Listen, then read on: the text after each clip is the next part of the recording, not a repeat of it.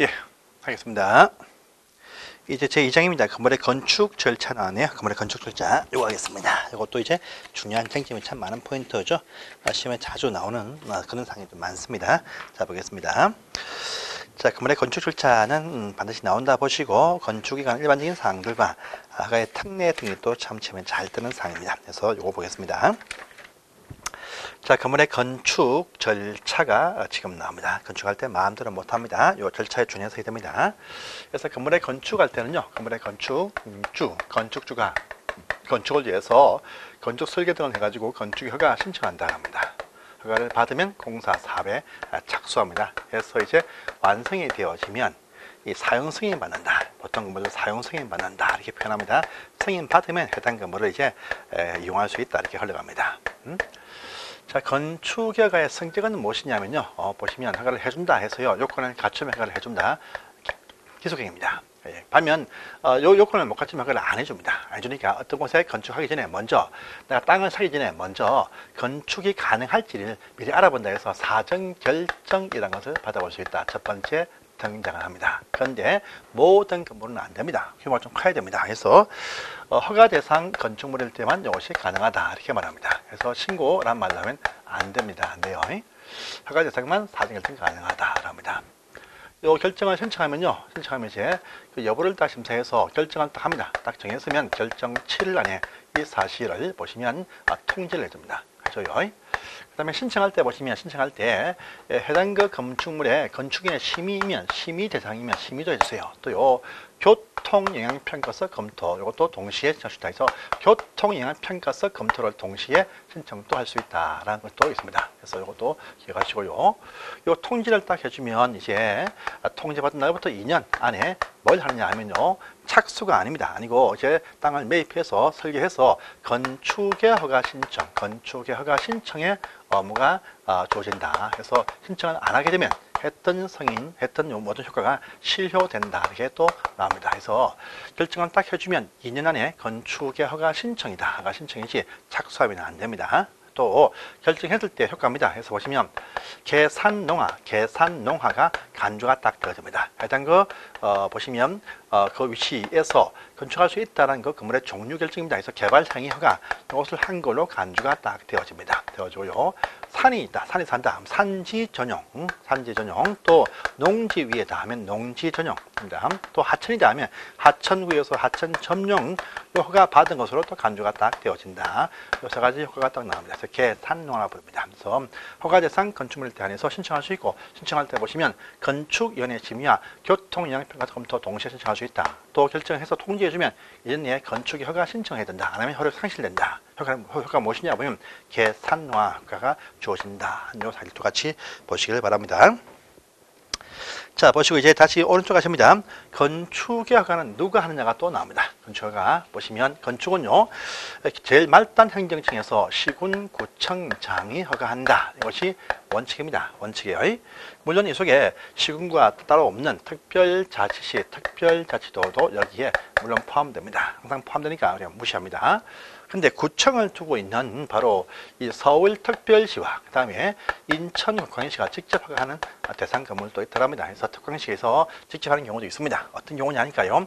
서울특별시와 부산시 등에서 허가를 합니다. 그래서 규모가 큰 건물이네. 21층 이상이 되거나 또는요 연면적 합계 10만 이상 나오는 건물이 또 그러합니다. 자, 또 기존 있는 건물을 30% 이상 정축을 합니다. 정축을 딱 하니까 정축되고 난 이후에 모양새가 이렇게 21층 이상 10만 이상 될 때 정축허가 신청도 서울시가 한다 이렇게 되어 있습니다. 그런데 이 경우에 보시면 공장과 창고는요 용도 그 건물 크기 불문 항상 이 경우는 항상 보시면 제외다 해가지고 공장 창고는 항상 구청에서 허가를 하게 되어 있습니다. 또 보시고요. 그러면 도 단위에 있는 요 시장 군수는요 모든 건물에 대해서 전부 다 허가를 하게 되어 있습니다. 하는데 일로 다 신청을 다 해야 됩니다. 그런데 요 도 단위에서의 요 시와 군수가 허가를 하긴 하는데 허가를 하긴 해도 하기 전에 허가하기 전에 어떤 경우에는요 행정청 내부적인 그 절차에 따라서 도지사한테 성인 받아야 허가할 수 있는 대상 건물도 있더랍니다. 그래서 시장 군수가 허가하긴 하는데 어떠한 건물은 도지사한테 승인 받아야 허가할 수 있는 건물이 있다고 합니다. 그래서 그것이 무엇이냐 보니까 첫 번째입니다. 첫 번째 보시면 위에 있는 요 경우와 똑같은 사항이 나옵니다. 똑같은 사항이 나온다. 그래가지고 이러한 요건을 갖춘 건물일 때 시장 군수가 허가하긴 하지만 그 전에 미리 도지사한테 승인 받아야 허가할 수 있다라는 규모의 큰 건물입니다. 자, 또 두 번째입니다. 도지사가 어떤 목적이 필요해서 해당 그 장소를 보호구역 이렇게 결정을 딱 해두었다라고 합니다. 보호구역입니다. 그런데 그 목적이 뭐냐라고 하니까요, 자연 환경을 보호하자 또는요 수질 환경을 보호하자 이렇게 발표가 딱 되었습니다. 그 지역 안에서 보니까 공동주택을 딱 건설해서 분양하려고 합니다. 또 이쪽 장소 안에서 일반 어무시설 딱 지어서 분양을 하려고 합니다. 자, 또 일반 음식점, 갈비집, 횟집 등을 딱 지어서 이제 장사를 하려고 합니다. 자, 또 숙박과 위락을 딱 지어서 이쪽에서 장사를 하려고 한다 이렇게 되어 있습니다. 좀 크게 해가지고요. 이러한 용도의 건물인데 3층 이상이 되거나 또는요 연면적 합계 1,000제곱미터 이상 되는 크기로서 이러한 용도를 이런 보호구역 내에서 하고자 할 때에는요 거기 가평 군수가 경기도한테 승인 받아야 할 수 있다 이 얘기입니다. 그 다음에 주거환경보호 또는요 교육환경보호구역 발표가 딱 되었습니다. 요 내에서 보시면 숙박시설과 위락은요 용도 불문하고 항상 사전 승인 받아야 그걸 할 수 있다 합니다. 해서 요 산승인 신청하면 도지사는 50일 안에 승인 여부를 결정해서 통지해 준다. 또 필요할 때 한 차례 30일 연장도 할 수가 있다. 이렇게 나오는 파트가 하나 나옵니다. 또 보시고요. 자, 그래서 이 파트를 이제 항상 여러분들 확인하시고 준비를 좀 해주십시오. 자, 그 다음번에 이제 네모 3번 또 시험에 아주 잘 뜹니다. 그래서 원래 원칙은요, 건축의 허가 받아야 공사를 한다. 이것이 원칙입니다. 원칙인데, 허가 없이도 공사를 하는 경우가 있더라 해서 허가의 특례가 나옵니다. 건축의 허가 받지 않고도 공사를 할 수 있는 경우, 허가의 특례입니다. 허가 받지 않고도 공사할 수 있다. 허가의 특례라는 것이 또 등장을 하고 있습니다. 특례입니다.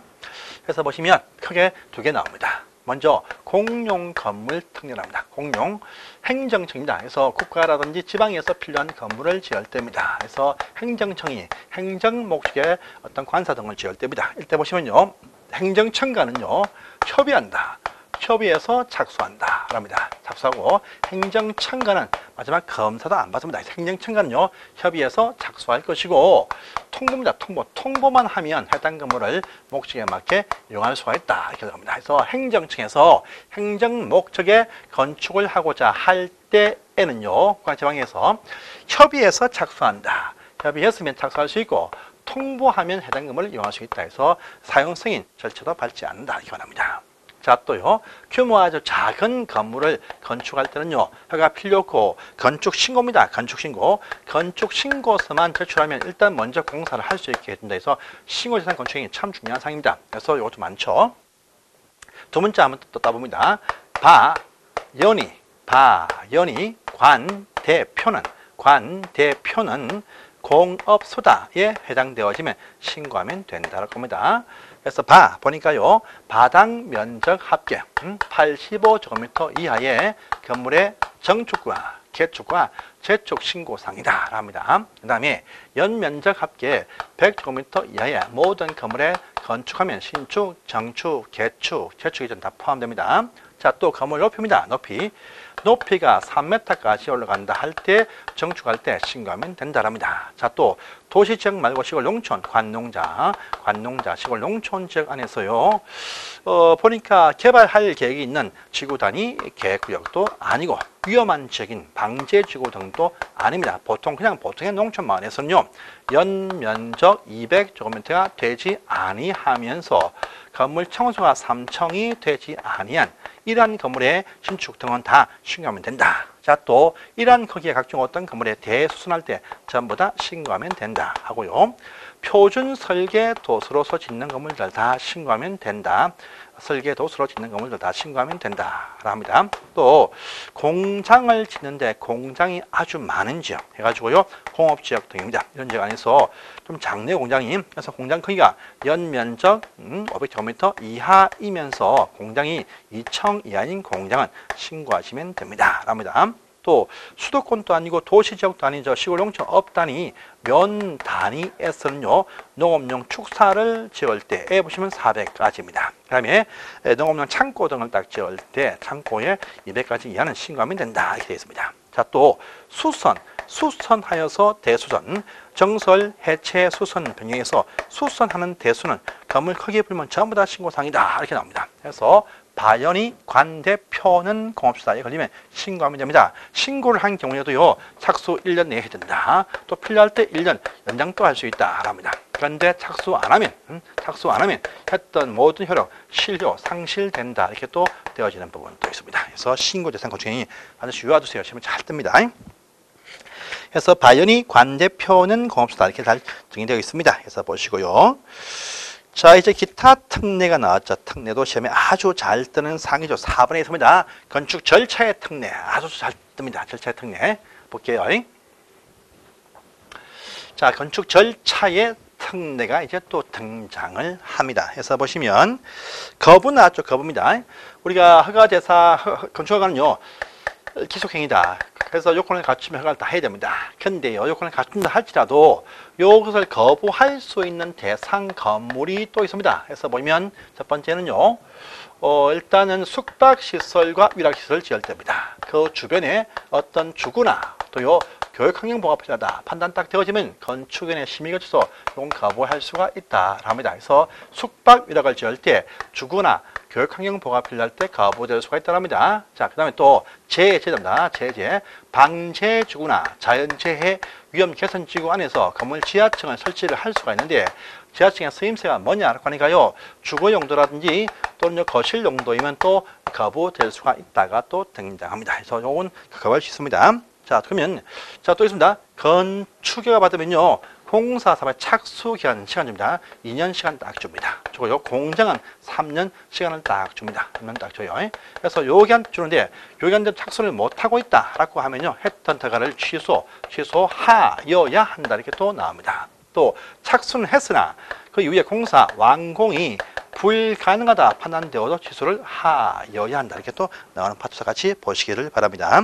그래서 지금 보시면 책에 보시면요, 자 1년 저 착수 기한이 보시면 책에는 1년 보시면 또 2년 또 3년 딱 나와 있죠. 이것이 법이 바뀌었습니다. 또 법이 바뀌었어요. 지금은요 전부 다 2년 안에 착수한다가 원칙이고 공장 1대 3년 이렇게 법이 바뀌었습니다. 그래서 우리는 계속 지금 연중 앞으로 10월 28일까지 한 2번, 3번 더 바뀝니다. 그래서 10월 말에, 10월 초에 한 번 더 경상 쭉 훑어봐야 됩니다. 그래서 지금 1년, 2년, 3년에서 바뀐 것이 이제 2년, 3년 이렇게 법이 바뀌었어요. 모든 건물 2년인데 공장 건물만 3년 이렇게 또 바뀌었다. 이렇게 알아주시고요.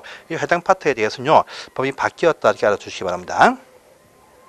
자, 또 있습니다. 그러면요, 여기 거부 대상, 이 거부 대상이 아니면 전부 다 의무적으로 허가를 하여야 한다. 이것이 의무사항입니다. 의무사항이요. 거부 대상이 아니면 요건을 갖춘 건물도 허가를 해줘야 된다. 이것이 의무사항입니다. 그런데요, 이 경우라 할지라도 이 허가하는 것을 하긴 하는데 잠시만 연기시켜 놓을 수가 있다. 라는 말을 나옵니다. 이것이 뭐냐? 허가에 제한을 하게 할 수 있다가 또 등장을 또 합니다. 요건요, 이전까지만 제한할 수 있다. 이것이 원칙인데 필요할 때 한 차례 1년까지 연장도 할 수 있다. 이렇게 되어져 있습니다. 이거요. 그럼 누가 제한하느냐? 보시면요. 국토교통부 장관이 허가를 제한하게 할 수가 있습니다. 자, 또 특별시, 광역시, 도지사급에서 또 제한할 수가 있다. 이렇게 또 되어 있습니다. 국토장관은요, 모든 허가사항을 다 제한을 할 수가 있습니다. 그런데 특광도에서는 밑에 있는 시군 구청장한테만 허가를 제한할 수 있다. 이렇게 또 통제를 합니다. 사유가 뭐냐 보면 국토장관일 때는요, 국토의 어떤 관리가 필요할 때 제한할 수 있다. 이렇게 또 나오면서 특히 다른 어떤 부서의 장관들의 요청이 있을 때 주로 제한을 많이 합니다. 타부서는 직접 제한할 수 없고요. 또 시도한테 제한을 못합니다. 못해요. 그래서 국토장관한테 요청을 딱 하면 이때 장관이 제한을 할 수가 있습니다. 자, 시도일 때는 말입니다. 도시나 지역의 발전 계획상이 필요할 때 제한을 할 수가 있다가 나옵니다. 좀 애매합니다. 애매하니까요. 시도에서 제한하면 그 사실을 즉시 국장한테 보고한다. 제한 사실을 보고합니다. 하면 검토한 국장이 이 해제를 또 명령도 할 수가 있다. 또 특징을 가지고 있습니다. 있어요. 또 제안할 때는요, 제안하는 자들이 제안받는 이유에 대해서 상세하게 제안받는 자한테 통지를 해주면 제안받는 요들이 이제 그 사실을 발표 공고를 하게 돼 있다. 이렇게 또 하려는 부분도 있으니까 같이 이렇게 보시길 바랍니다. 그래서 오른편에 근육이 나와 있습니다.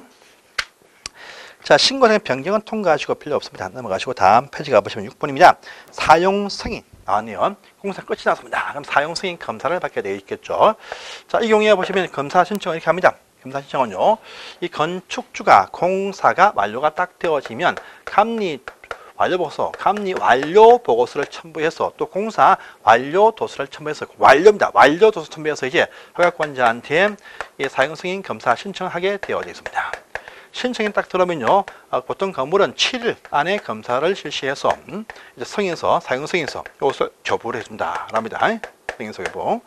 승인서를 교부를 딱 해주면 그때 위에 건물을 이용할 수 있다. 이것이 원칙입니다. 원칙이고요. 그런데 7일 되어도 승인서 교부가 없고 아무런 말이 없다라 합니다. 그래도 해당 건물을 이용할 수가 있다. 이렇게 되어 있습니다. 되겠어요? 자, 또 특정 부분만 먼저 쓰게끔 임시 사용 승인 어떤 부분만 먼저 쓰자 임시 사용 승인도 신청을 할 수 있습니다. 이때 보니까 어떤요, 요 임시 사용 승인 기간은 2년까지만 한다. 이것이 원칙인데 필요할 때 연장도 될 수 있고 또 어떤 조건부 승인도 할 수 있다 이렇게 나옵니다. 그래서 이것도 체크를 또 해주세요. 자, 기타 건축 절차는요, 저희 시험에서는 이것이 나올 사항이 아니니까 안심하시고 몽땅 넘어가시고요. 한 장을 넘어가시면 다음 페이지에 이제 가설 건축물 나옵니다. 이까지가 보실 건축 절차입니다.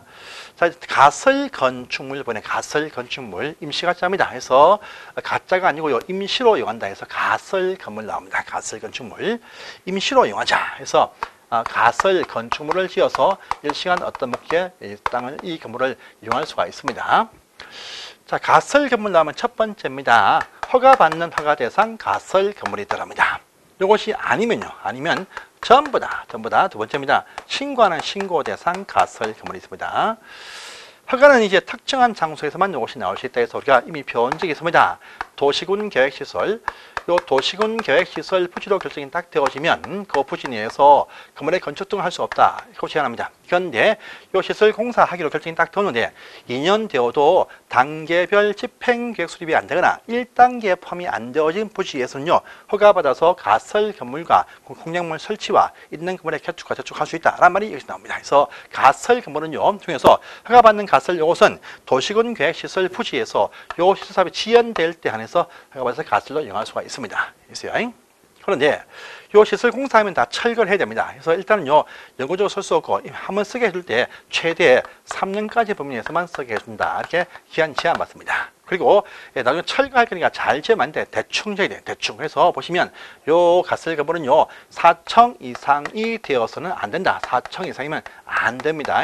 3층 이하입니다. 또 튼튼하게 철근 콘크리트를 부어서 지으면 안 된다랍니다. 또 전기가스 등의 새로운 신규 가스 등의 간선시설 설치하면 안 된다랍니다. 자, 또 분양을 해서도 안 된다. 철거할 것인가 해서 안 된다. 임대는 돼도 분양 안 됩니다.